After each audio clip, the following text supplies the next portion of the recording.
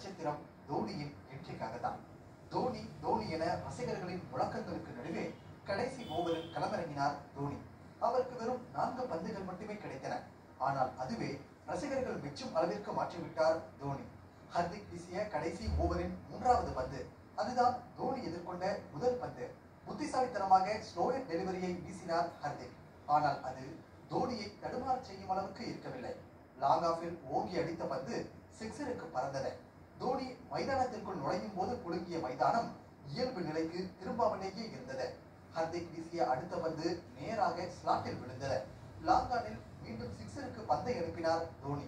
ரசிகர்களுக்கு இது போதுமே என வர்ணனையாளர்கள் விவரித்தனர். ஆனால் இன்னும் 2 பந்துகள் எஞ்சியிருந்தன. பேக் டு பேக் 2 சிக்ஸர்களால் தடுமாறி போன ஹர்திக் 3வது பந்தை யாக்கராக வீச நினைத்து அது மிக பெரும் பிழையாகி போனது. பந்து ஃபுல் டாஸாக மாறியது.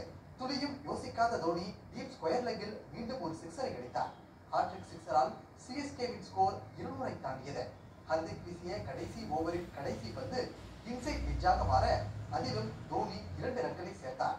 ரன் ஓடிய வேகத்திலேயே தமது வேலையை கச்சிதமாக முடித்துவிட்டு பெவிலியன் திரும்பினார் தோனி. ரசிகர்களின் ஆரவாரம் அடங்கவே இல்லை. கேமராக்கள் தோனியையே படம் பிடித்தன. தனது அதிரடியான ஆட்டத்தை முடித்துக் கொண்டு டிரெஸ்ஸிங் ரூமிற்கு செல்லும் வழியில் படிக்கட்டுகளில் ஏறிய தோனி கீழே கிடந்த ஒரு பந்தை குழந்தையிடம் எடுத்துக் கொடுக்க அதுவும் சமூக ஊடகங்களில் வைரலாக தொடங்கிவிட்டது. வெறும் 4 பந்துகளில் 20 ரன்கள். தோனியின் ஸ்ட்ரைக் ரேட் 500ஐ தொட்டிருந்தது. சென்னை அணி 20 ஓவர்கள் முடிவில் 4 விக்கெட் இழப்பிற்கு 206 ரன்களை சேர்த்தது. ரோஹித் சர்மா சதமடித்து கடைசி வரை ஆட்டமிழக்காமல் நின்று ஆடினாலும் மும்பை அணி 186 ரன்களை மட்டுமே சேர்த்து சொந்த மண்ணில் தோல்வியை தழுவியது. தோனி அடித்த 20 ரன்கள் வித்தியாசத்தில் தான் சென்னை சூப்பர் கிங்ஸ் போட்டியை வென்றதாக சமூக ஊடகங்களில் விவாதங்கள் கிளம்பியுள்ளன.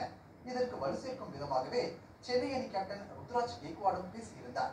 சிஎஸ்கேவின் இளம் விக்கெட் கீப்பர் அடித்து தந்த அந்த 3 சிக்ஸர்கள் எங்களுக்கு மிகவும் உதவியது.